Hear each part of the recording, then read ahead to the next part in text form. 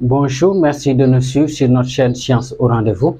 Aujourd'hui, nous allons partager avec vous la partie 2, grand 2, petit 3, fonctionnement de dipôle électrique. C'est tiré de l'épreuve du concours d'entrée au lycée d'excellence de Diourbel, année 2019, donc P7.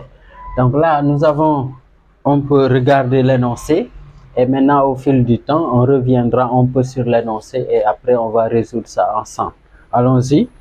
Aux bornes d'un générateur sont branchés en série un ampéromètre, un interrupteur, un rhéostat et un résistor. Fait le schéma du circuit fermé et place un voltmètre aux bornes du résistor. Donc, c'est ça la première question. Donc là, on peut dire, là, on nous demande tout simplement de faire le circuit. Et pour faire le circuit, c'est très simple. On nous a donné tous les dipôles qu'on a au niveau du circuit. Donc là, on nous a dit tous les dipôles qu'on a au niveau du circuit. On peut tracer ça ensemble. Donc vous voyez, ici nous avons le générateur. Et là, on a un interrupteur. Et là, on a un ampéromètre. Et là, on a un résistor. Un résistor. Et là, maintenant, on a un rhéostat. Donc, vous voyez, un rhéostat. Donc, le rhéostat, c'est comme ça qu'on matérialise ça. Et ici, maintenant, on a le circuit. Donc, c'est un circuit en série. Donc, d'une manière simple, c'est ça le circuit. On nous dit maintenant, brancher un voltmètre aux bornes du résistor. Le résistor est là. Le voltmètre est toujours branché en dérivation. Donc là, on a un voltmètre qui est là, aux bornes du résistor. Donc c'est ça le circuit. Donc pour la deuxième question, quel est le rôle du rhéostat? Donc là, on peut dire grand 2, petit 3, 2, le rôle du rhéostat. Donc rhéostat, regardez comment on l'écrit, le rôle du rhéostat. Ok, le rhéostat permet tout simplement de varier l'intensité du courant. Donc on peut dire le rhéostat joue tout simplement un rôle de régulateur. Donc on peut dire le rhéostat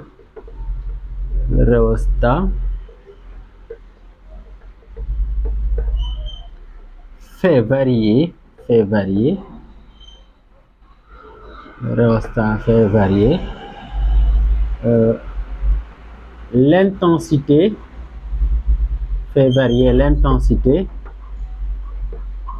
du courant. Donc une fois du courant, donc on peut dire il joue alors un rôle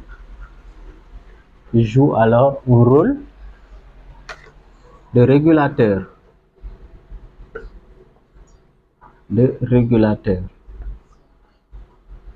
C'est pour donc, en général, si vous avez ici, on peut l'interrupteur, souvent on met K ici, ici, pour le générateur, on met G. Donc c'est ça. Pour la suite, nous avons ici, on nous demande, donc nous avons un peu l'énoncé. Donc nous avons un tableau où on a les intensités qui sont en milliampères. Nous avons aussi les tensions qui sont en volts. Et la question, on nous demande trace la caractéristique de ce résistor. Et là, on nous a donné une échelle. Et l'échelle là, peut-être on peut rappeler l'échelle après. L'échelle 1 cm pour 0,5 volts et 1 cm pour 25 milliampères. Donc, allons-y. On peut rappeler l'échelle. L'échelle là, on peut dire 1 cm est représenté par 0,5 volts et 1 cm est représenté par 25 milliampères. Là, ce qu'il faut comprendre, les intensités sont au niveau des abscisses. Et là, nous avons ici, nous avons U en volts, c'est-à-dire la tension en volts.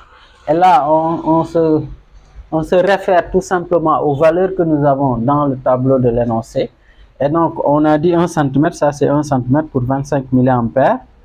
On a fait ainsi de suite, on a placé les différentes valeurs. Là, 1 cm pour 0,5 volts. Donc, chaque fois, c'est 0,50, 0,50 jusqu'à placer toutes les valeurs. Donc, et là, maintenant, les valeurs qu'on a, on a le point de coordonnées 51 et 102. Nous avons 150, 153, 204 et 255. Donc, ce sont là les coordonnées. On a placé les différents points comme nous l'avons fait ici. Donc, il suffit tout simplement de prendre l'équerre. Ici, ces deux, on trace. Là aussi, les deux se coupent. On a le point qui est là. On fait la même chose ici, la même chose là et là. Et qu'est-ce que je fais? Donc, on joint ces différents points-là. Cela donne tout simplement ce qu'on appelle, cela donne ce qu'on appelle la caractéristique de ce résistor. Donc, c'est ça, on peut. Maintenant, là, on peut nommer ça comme ça. Donc, la caractéristique de ce résistor, donc, c'est en fait ici, U en fonction de I. Donc, on peut dire U égale F de I. Donc, c'est ça. Maintenant, pour la question qui suit, on nous demande tout simplement petit b, ça c'était le petit a. On peut mettre petit a ici. Donc, ici, nous avons petit a. Maintenant, petit b, on nous demande tout simplement ici, détermine la valeur de la résistance R. Détermine la valeur de la résistance R. Donc là, la résistance R. La résistance R. Et là, pour déterminer la résistance, comment ça se fait? Donc, ce qu'il faut comprendre, il faut comprendre la formule d'abord. La résistance R, ici, on sait que les intensités varient, les tensions aussi varient. Donc, si on veut avoir la résistance, qu'est-ce qu'on fait? On aura delta de U sur delta de I. Autrement dit, la variation de la tension sur la variation de l'intensité. Et comment ça se fait? Donc, il suffit de choisir deux points. Et donc, allons-y. Je choisis le point là, 1 et le point 2. Donc, si on a 1, on va projeter, ça correspond à 50. Donc, je peux dire ici, on peut dire ici R égale, donc je choisis les deux points là, disons le point qui est là. Donc, je vais avoir 2, la variation de 2, 1 sur, donc si vous regardez ici, ça correspond à 50. Ici aussi, on peut le faire, ça correspond à 100. Donc, si on veut avoir la variation, on peut dire c'est ça, delta de I, c'est ça. Delta de U, c'est ça. Delta de U.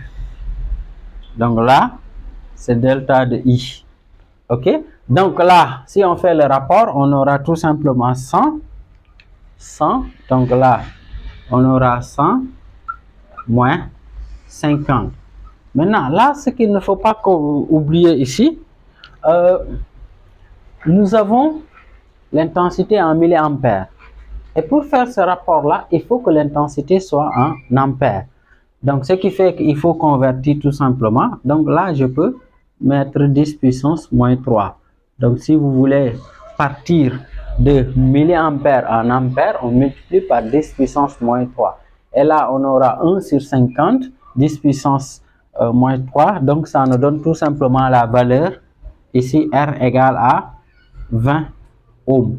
Et donc, c'est ça la valeur de la résistance. Donc, en se basant sur disons, la caractéristique de ce résistor. Donc, c'est comme ça. Donc, si maintenant la tension, disons, la tension n'est pas constante, l'intensité aussi n'est pas constante, donc on fait tout simplement disons, la variation ou bien delta. On regarde un peu l'énoncé. Ici, on nous dit la résistance R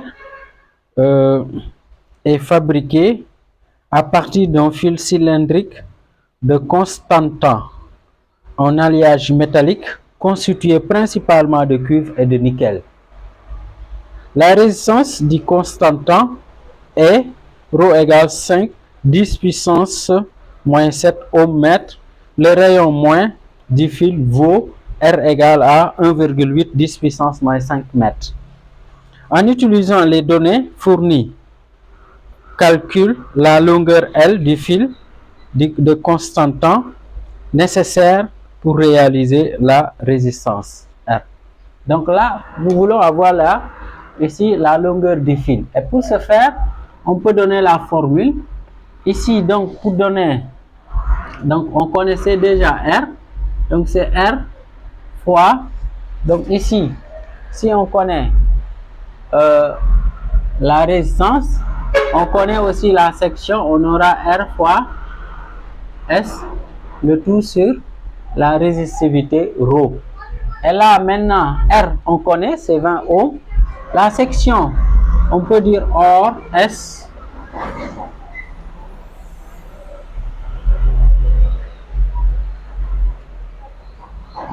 Donc, la section, c'est en fait un 10. Parce que là, les fils ont à peu près cette forme-là. Donc, si on fait la section, nous avons cette partie-là qui est un 10.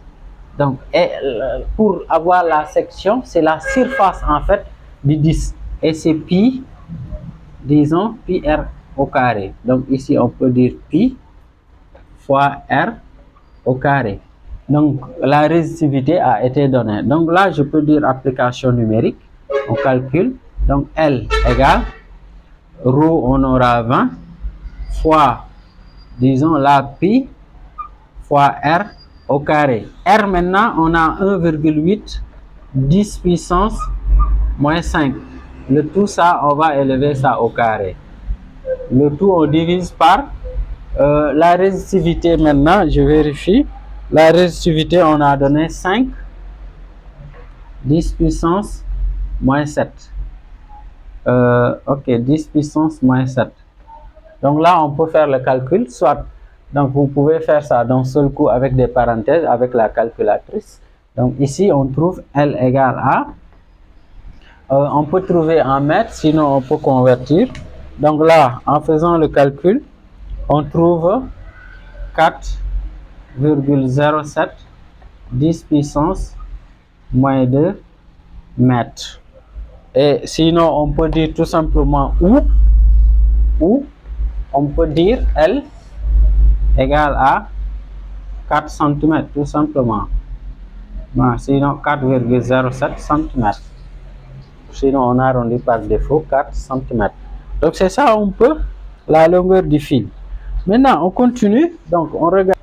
Pour la suite, on regarde encore l'énoncé. Donc là, on nous dit que on réalise le circuit électrique schématisé ci-dessous avec une lampe L. On a donné des indications 6 volts et 3,6 watts. La résistance R précédente, un ampéromètre, un voltmètre et un générateur délivrant une tension continue.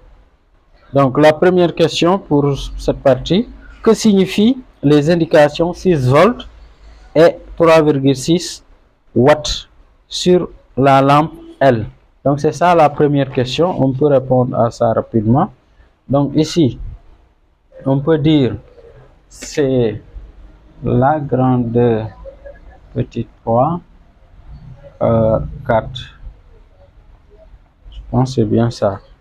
Ok, donc là, on nous demande maintenant, qu'est-ce qui désigne maintenant 6 volts.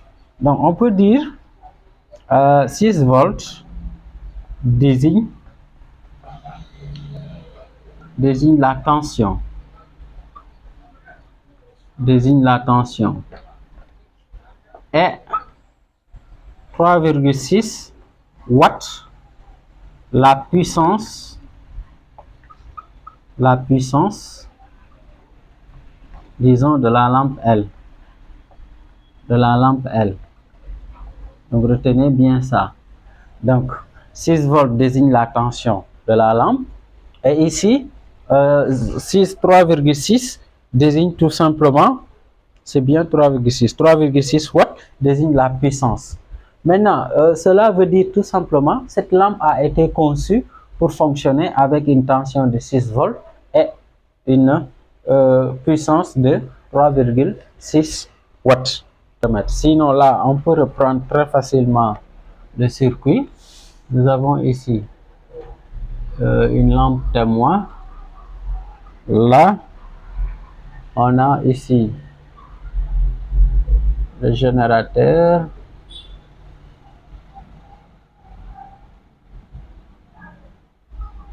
Ici, on a l'ampéromètre. Ici, on a... donc, c'est ça le circuit. Ici, nous avons le résistor. Et là, on a branché aux bornes un voltmètre. Donc, un voltmètre est branché ici pour mesurer en fait la tension au niveau du circuit. Donc, c'est ça. Là, nous avons G. C'est le générateur. Donc, le circuit que nous avons est celui-là.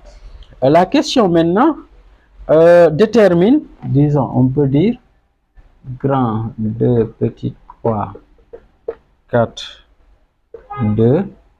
Maintenant, petit d. On peut dire la valeur. Donc, ici, on demande tout simplement détermine la valeur indiquée par l'ampéromètre. La valeur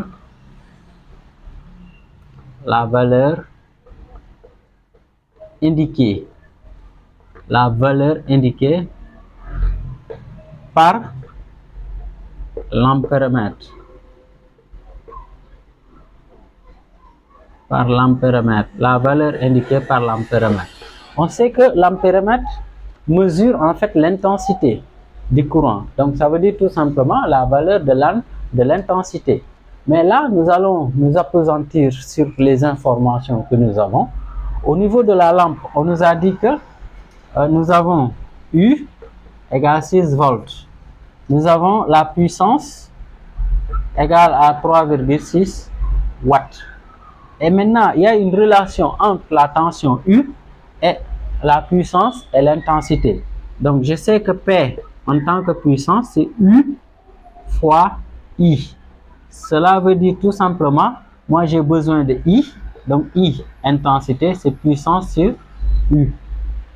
Donc, c'est pourquoi là, il faut toujours maîtriser souvent le cours. Parce que chaque fois, on aura besoin dans beaucoup de cas. Donc, vous voyez. Et donc là, on a tous les éléments. Donc, je peux dire application numérique. Ici, je peux dire I égale.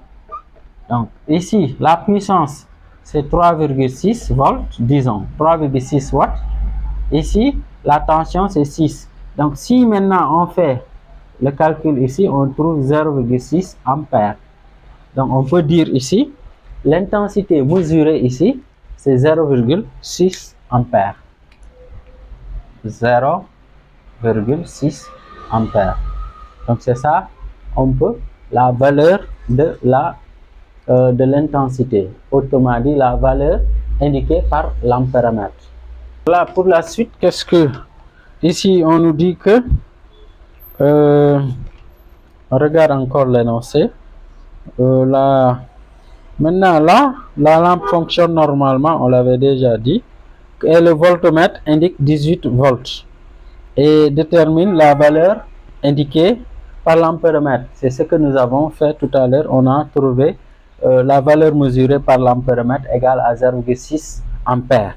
Et après, maintenant, quelle est la résistance RL du filament de la lampe? Donc là, c'est le petit E. Donc là, 1, 4, 2, petit e. Donc, on peut dire la résistance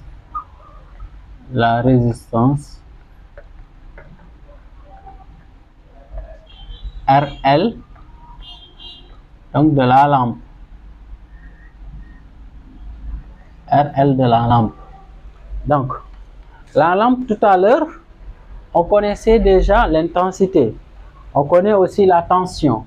Je sais que avec la loi d'Ohm, U égale à RI, ça veut dire tout simplement, si j'ai besoin de I, c'est égal à U sur, pas, et si j'ai besoin de R plutôt, R, c'est U sur U. Et là, on peut dire application numérique, on a tous ces éléments-là. R égale U. Maintenant, U, on avait 6 volts. Sur maintenant 0,6. Et donc, ça nous donne tout simplement R égale à, ici on a la valeur de R égale à 10 ohms. Vous voyez? Donc, pour la lampe, la résistance au niveau du filament de la lampe, c'est R égale à 10 ohms. La question suivante, F, on dit quelle est la tension aux bornes du résistor. Retrouve la valeur de la résistance R. Donc ici, c'est le petit, c'est la même suite. Le petit F, la tension,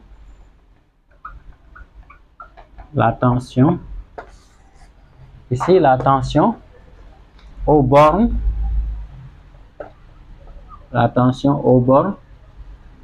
du résistor. Là, ce qu'il faut comprendre, dans l'énoncé, on nous dit que la lampe fonctionne normalement et le voltmètre indique 18 volts. Donc, si on nous demande la tension, ça veut dire si je prends tout le circuit, donc vous voyez où on a le voltmètre. Ça veut dire le voltmètre mesure la tension au niveau du générateur. Et le circuit maintenant, nous avons une lampe, nous avons un résistor. Et ici, il faut avoir la somme des tensions pour avoir la tension mesurée au niveau du générateur. Parce que c'est un circuit en série.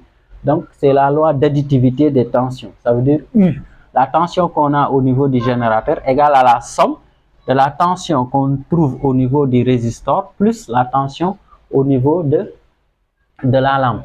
Or, on sait que le tout U, on a 18 volts.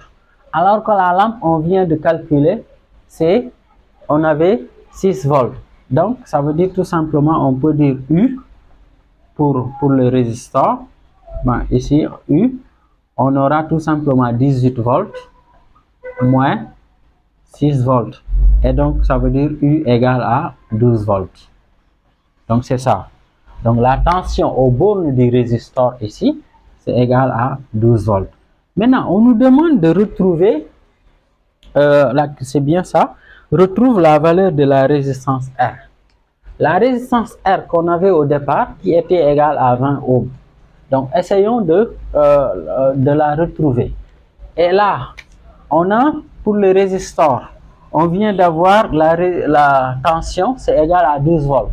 On avait trouvé aussi l'intensité, disons. Oui, l'intensité, c'est 0,6. Et maintenant, dans ce cas, on peut trouver la résistance.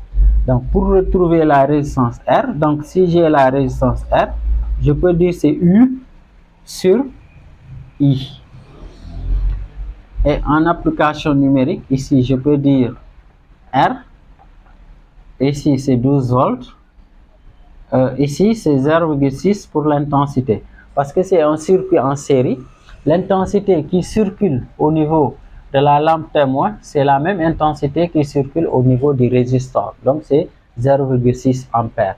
Et là, en faisant ce rapport-là, on trouve tout simplement R égale à 20 ohms. Donc, on retrouve exactement la valeur qu'on avait au départ. Et donc, après, la question qui suit, compare cette valeur à celle déterminée à la question grand 2, 3, 3, petit b. Autrement dit, quand on a demandé de déterminer la résistance. Et cette valeur correspond exactement à cette valeur qu'on avait calculée. Donc, on peut dire après comparaison,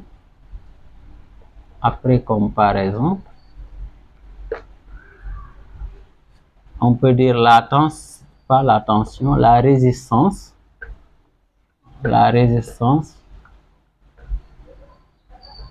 est la même.